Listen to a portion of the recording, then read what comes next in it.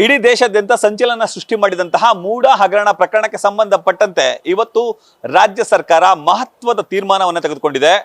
News first ನಿರಂತರವಾಗಿ ವರದಿಗಳನ್ನು ಬಿತ್ತರ ಮಾಡಿತ್ತು. ಮೂಡ ಹಗರಣ ಪ್ರಕರಣಕ್ಕೆ ಸಂಬಂಧಪಟ್ಟಂತೆ ತಾರ್ಕಿಕ ಅಂತ್ಯ ತಲುಪುವ ತನಕ ನಿರಂತರವಾಗಿ ಸುದ್ದಿಯನ್ನು ಕೂಡ ಬಿತ್ತರ ಮಾಡುವ ಒಂದು ಭರವಸೆಯನ್ನು ಕೂಡ ನೀಡಿತ್ತು. ಅದರಂತೆ ಇವತ್ತು ಅದಕ್ಕೊಂದು ತಾರ್ಕಿಕ ಅಂತ್ಯ ಸಿಕ್ಕಿದೆ.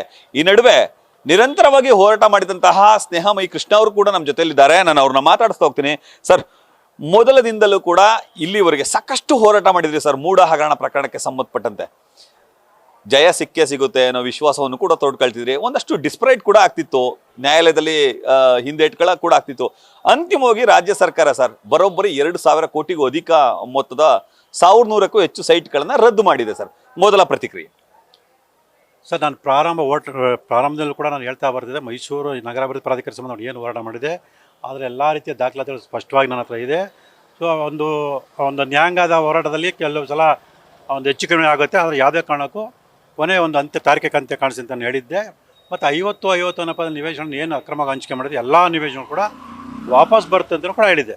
ಸೊ ಕೆಲವರು ಅದ್ರ ಬಗ್ಗೆ ವ್ಯಂಗ್ಯವಾಗಿ ಮಾತಾಡೋರು, ನನಗೆ ಅವಮಾನ ಮಾಡೋರು, ಮತ್ತೊಂದು ಮಾಡೋರು ಕೂಡ ನಾನು ಯಾವುದೇ ರೀತಿ ಜಗಲಿಲ್ಲ. ಸೊ ಕಾನೂನು ಹೋರಾಟವನ್ನು ನಾನು ಮುಂದುವರ್ಸ್ಕೊಂಡ್ಬಂದೆ. ಅದಕ್ಕೆ ಎಲ್ಲದಕ್ಕಿಂತ ಮುಖ್ಯವಾಗಿ ಮಾಧ್ಯಮದ್ರು ಕೂಡ ನನಗೆ ಭಾಳ ಬೆಂಬಲ ಕೂಡ, ಅದನ್ನು ನಾನು ಯಾವತ್ತೂ ಕೂಡ ಮರೆಯೋಕ್ಕೆ ಸಾಧ್ಯ ಇಲ್ಲ. ಅದೇ ರೀತಿ ಕರ್ನಾಟಕ ಜನತೆ ಕೂಡ ಪ್ರತ್ಯಕ್ಷ ಪರೋಕ್ಷ ಕೂಡ ಬೆಂಬಲ ಹೊಂದಿದ್ರು. ಎಲ್ಲರ ಒಂದು ಹಿನ್ನೆಲೆಯಲ್ಲಿ ಇವತ್ತು ಸುಮಾರು 2,000 ಕೋಟಿಗಿಂತ ಹೆಚ್ಚಿನ ಬೆಲೆ ಬಾಳುವಂಥ ನಿವೇಶನವನ್ನು ವಾಪಸ್ ಕೊಡುವಂಥ ಒಂದು ಅಧಿಕೃತ ಆದೇಶ ಸರ್ಕಾರದಾಗಿರುತ್ತದು. ಎಲ್ಲ ನಿವೇಶನವನ್ನು ಕ್ರಯಪತ್ರ ರದ್ದುಪಡಿಸೋದಕ್ಕೆ ಕೂಡಲೇ ಕ್ರಮ ಕೈಗೊಳ್ಕೊಂಡು ಸ್ಪಷ್ಟವಾಗಿ ಆದೇಶ ಮಾಡಿದರೆ. ಸೊ ಕೆಲವರು ತಪ್ಪು ತಿಳುವಳಿಕೆಯನ್ನು ಕೂಡ ಮಾತಾಡಿದ್ರು. ನಮ್ಮ ಹೆಸರು ಕ್ರಯಪತ್ರ ಆಗಿದೆ, ಖಾತೆ ಆಗಿದೆ, ಯಾವುದೇ ಕಾರಣಕ್ಕೆ ಸೈಟ್ ವಾಪಸ್ ಪಡ್ಕೊಳ್ಳೋಣ ಅಂತ ಹೇಳಿದರು.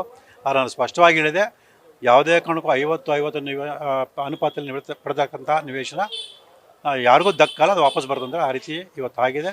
ಸೊ ಎಲ್ಲದಕ್ಕೂ ನನ್ನ ಹೊರಡ ಬೆಂಬಲಕ್ಕೆ ನಿಂತ ಪ್ರತಿಯೊಬ್ಬರು ಕೂಡ ನಾನು ಕೃತಜ್ಞತೆ ಸಲ್ಲಿಸ್ತೀನಿ. ಈ ಒಂದು ಜಯ ನನ್ನೊಬ್ಬನೇ ಅಲ್ಲ, ಎಲ್ಲರದು ಅಂತ ಹೇಳಿ ನಾನು ಹೇಳಕ್ಕೆ ಇಷ್ಟಪಡ್ತೀನಿ. ಸರ್, ಇದಕ್ಕೆ ಸಂಬಂಧಪಟ್ಟಂತೆ ಮೊದಲು ಧ್ವನಿ ಎತ್ತಿದೆ ನ್ಯೂಸ್ ಫಸ್ಟ್, ಮೊದಲ ವರದಿ ಮಾಡಿದ್ದು ಕೂಡ ನ್ಯೂಸ್ ಫಸ್ಟ್ ಸರ್. ನಿಮ್ಮ ಪ್ರತಿಕ್ರಿಯೆ? ಖಂಡಿತವಲ್ಲ ಸರ್, ಏನು ನನ್ನ ಹೋರಾಟ ಪ್ರಾರಂಭಿಕ ಅದರಲ್ಲಿ ನೀವೇ ನನ್ನನ್ನು ಮೊದಲನಾಗಿ ಮಾತಾಡಿಸಿ ಈ ವಿಚಾರ ಒಂದು ರಾಜ್ಯ ಜನತೆಗೆ ತಪ್ಪಿಸೋದು ಮಾಡೋಂಥದ್ದು. ಈಗಲೂ ಕೂಡ ತಾವು ಅದೇ ಕೆಲಸ ಮಾಡ್ತಿದ್ದಾರೆ. ಸೊ ಇದೇ ರೀತಿ ಮುಂದಿನ ಕೂಡ ನಿಮ್ಮ ಒಂದು ಪರೋಕ್ಷ ಬೆಂಬಲ ಸಹಕಾರ ಇದೇ ರೀತಿಯಲ್ಲಿ. ನಾನು ಪ್ರಾರಂಭದಲ್ಲಿ ಹೇಳಿದ್ದೀನಿ, ಇದು ಬರೀ 2,000 ಕೋಟಿ ಅಷ್ಟೇ ಅಲ್ಲ, ಸುಮಾರು 5,000 ಕೋಟಿ ಮೌಲ್ಯದ ಒಂದು ಅಕ್ರಮ ಅಂತ ಹೇಳಿದೆ. ಸೊ ಈಗ ಸದ್ಯಕ್ಕೆ 2,000 ಕೋಟಿದೆ ಒಂದು ಬಯಲಿಗೆ ಬಂದಿದೆ. ಸೊ ಮುಂದೆ ಇನ್ನೂ ಒಂದು ಹೋರಾಟದ ನಂತರದಲ್ಲಿ ಇನ್ನೊಂದಷ್ಟು 1,000 ಕೋಟಿಗಳ ಒಂದು ಅಕ್ರಮ ಹೊರಗೆ ಬರ್ತಂತ ನಿರೀಕ್ಷೆ ಇದೆ sir. Police station, court, Lokayukta, ED ಹೀಗೆ ಸಾಕಷ್ಟು ಮೆಟೀರಿಯಲ್ಗಳನ್ನ ಹತ್ತಿದ್ರಿ ಸರ್. ಈ ಸಂದರ್ಭಕ್ಕೆ ಹೇಗೆ ಅನಿಸ್ತಿದೆ ಸರ್? ಖುಷಿ ಆಗ್ತಿದೆಯಾ ಹೇಗೆ ಸರ್? ಸರ್, ಖುಷಿಗಿಂತ ಹೆಮ್ಮೆ ಆಗ್ತಿದೆ ಸರ್. ಯಾಕೆ ಅಂತ ಹೇಳಿದ್ರೆ, ಒಬ್ಬ ಸಾಮಾನ್ಯ ವ್ಯಕ್ತಿ ಪ್ರಾಮಾಣಿಕವಾಗಿ ನೈತಿಕತೆಯನ್ನು ಹೋರಾಟ ಮಾಡಿದ್ರೆ ಎಂಥ ಒಂದು ದೊಡ್ಡ ಜಯ ಸಾಧಿಸ್ಬೋದು ಅಂತೇಳಿ ಇದರಿಂದ ಗೊತ್ತಾಗಿದೆ. ನಾನು ಈ ಒಂದು ಹೋರಾಟ ಪ್ರಾರಂಭ ಮಾಡಿದ ನಂತರ ನನ್ನ ವೈಯಕ್ತಿಕ ಜೀವನ, ವೈಯಕ್ತಿಕ ಒಂದು ವಿಚಾರಗಳನ್ನು ಮರೆತು ನಿರಂತರವಾಗಿ ಹೋರಾಟ ಮಾಡ್ತಿದ್ದೆ.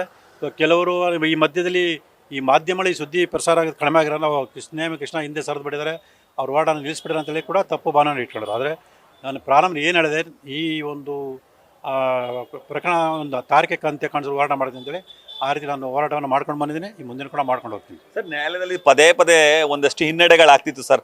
ಆ ಸಂದರ್ಭದಲ್ಲಿ ಕೂಡ ಡಿಸ್ಪ್ರೇಟ್ ಆಗ್ತಿದ್ರಿ, ಆದರೂ ಕೂಡ ಛಲ ಬಿಡದ ತ್ರಿವಿಕ್ರಮನಂತೆ ನುಗ್ತಿದ್ರಿ ಸರ್.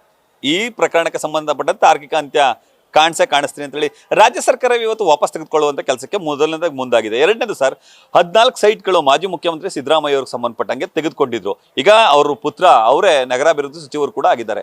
ಇದಕ್ಕೆ ಸಂಬಂಧಪಟ್ಟಂತೆ ಈಗ ಆದೇಶ ಹೊರಬಿದ್ದಿದೆಯಲ್ಲ ಸರ್, ನಿಮ್ಮ ಪ್ರತಿಕ್ರಿಯೆ?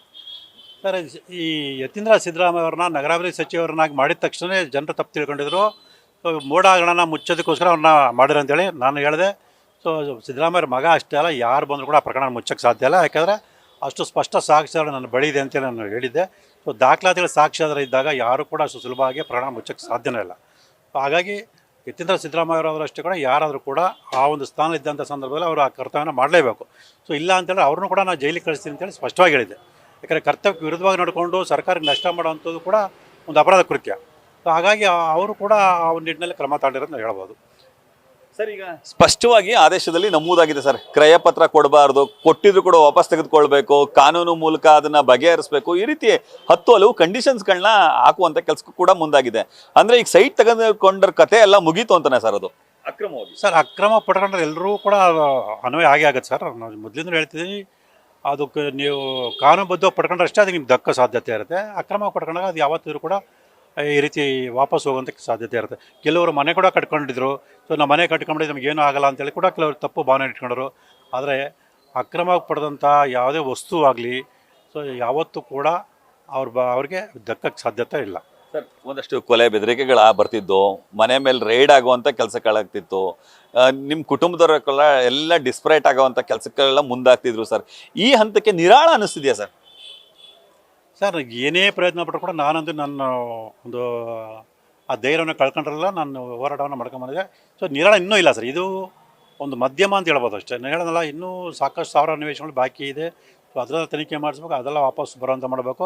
ಮತ್ತು ಎಲ್ಲದಕ್ಕಿಂತ ಮುಖ್ಯವಾಗಿ ನಿವೇಶನ ವಾಪಸ್ ಪಡ್ಕೊಳ್ಳೋದಷ್ಟೇ ಅಲ್ಲ, ಏನು ಅಕ್ರಮ ನಿವೇಶನಗಳು ಪಡ್ಕೊಂಡಿದ್ರು ಅವ್ರಿಗೆಲ್ಲರೂ ಶಿಕ್ಷೆ ಆಗಬೇಕಲ್ಲ, ಅದು ಕೂಡ ಇನ್ನೂ ಬಾಕಿ ಇದೆ.